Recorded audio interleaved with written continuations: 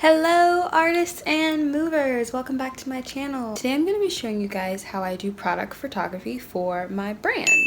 So product photography is exactly what it sounds like. It is taking photos of a product to either be used in advertising or on like an e-commerce website for selling.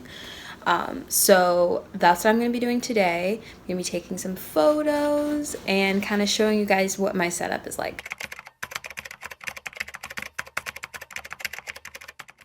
So before I even take photos or think about the setup or anything like that, I go online and I look at other people who are selling a similar product to what I am selling, and I kind of just see like what their setup is like, how they are putting them together, what the backgrounds look like, are they using people in them or is it just the product by themselves?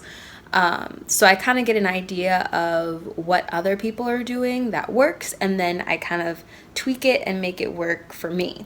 Since my products are being sold on Amazon, the first place that I go is on the Amazon website, and I kind of look and see what other sellers are doing for their photographs.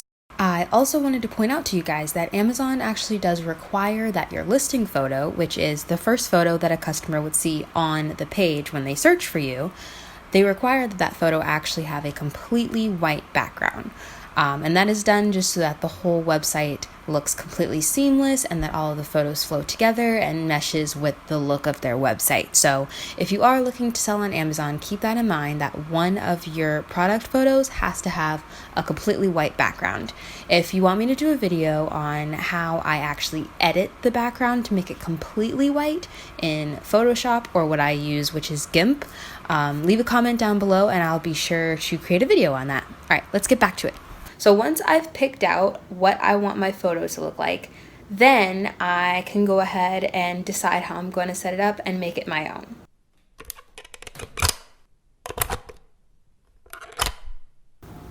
So this is my setup. I'm actually set up in my kitchen slash living room. Our apartment's really small. But this is a white backdrop that I'm going to use. I'm not certain if I want to use that or if I want to use this white board that I have, because the backdrop, as you can see, is extremely wrinkled.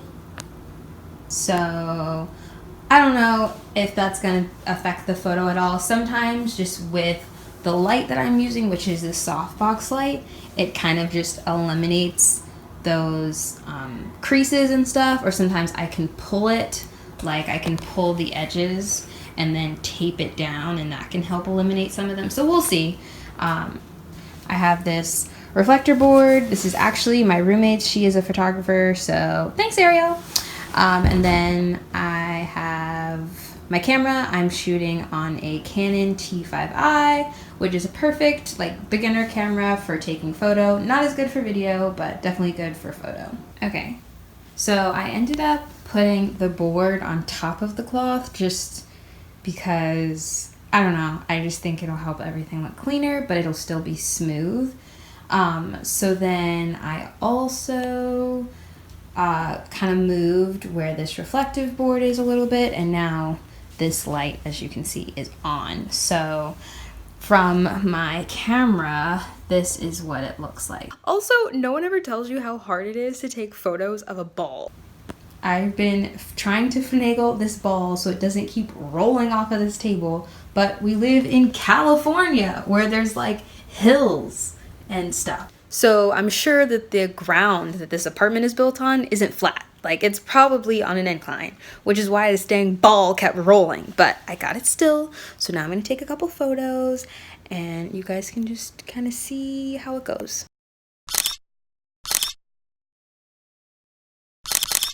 So I'm holding this bounce board is what I'm going to call it, because it's bouncing the light. I don't know what it's actually called. And you can, as you can see in my camera, this is what the photo ends up looking like. So when the board isn't there, see all that shadow that's coming up on the left side of the photo? And when you put this board in, sorry, my hands are super shaky,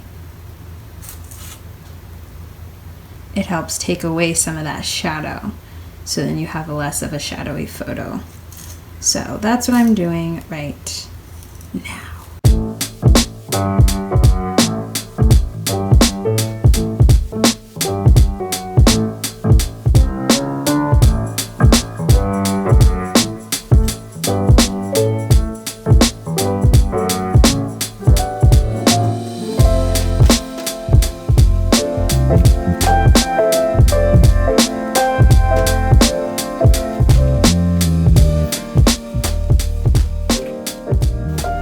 So now it's time to do the double ball. I like to keep the lighting consistent, and since I'm not a professional by any means, I didn't go to school for this. I just bought a camera and some lights and YouTubed the heck out of it.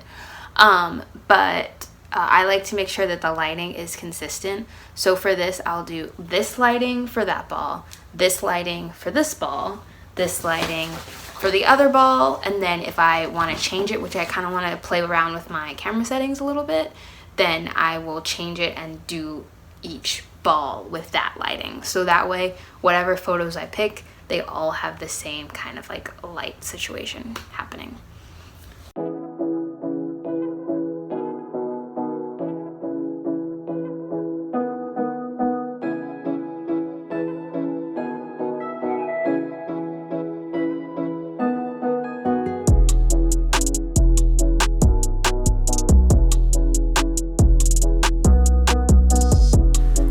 And while I'm doing this, although I'm keeping the lighting the same, I'm actually going to be changing where my camera is, maybe the angle that I'm taking it from, maybe I'll get closer in, maybe I'll shift the way that the actual item is positioned. I like to try so many different things so that when it comes time to select the final photo, I know that I'm picking a photo that I actually like because I have tried everything else. So I've hated when I've gone to either take photos or get photos taken of myself, that I look back at the photos that I'm stuck with and I'm like, I actually don't like any of these because I should have done this. So I like to take my time, try positioning things differently, and then I can have the best photo possible.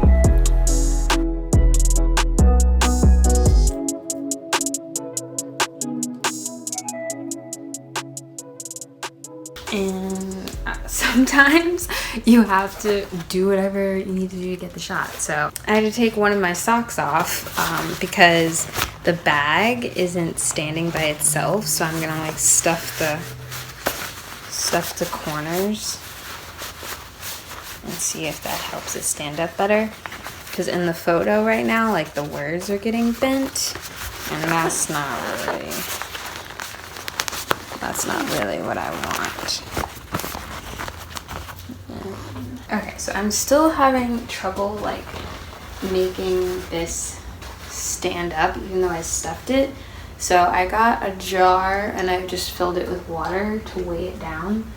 And let's see if that works.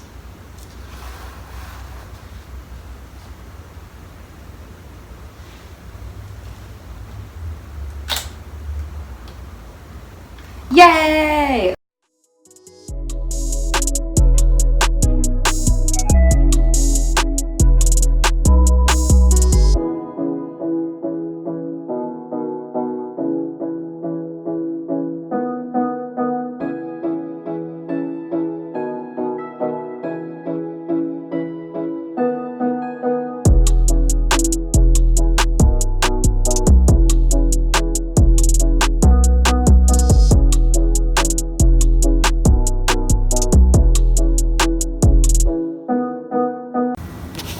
And I decided to set up the set together like this. I have like the peanut ball leaning on the bag, the logo can be seen, and then the other two balls in the front. So when they see the picture, they automatically know everything that comes in the bag. And you can still see the logo perfectly. Cute!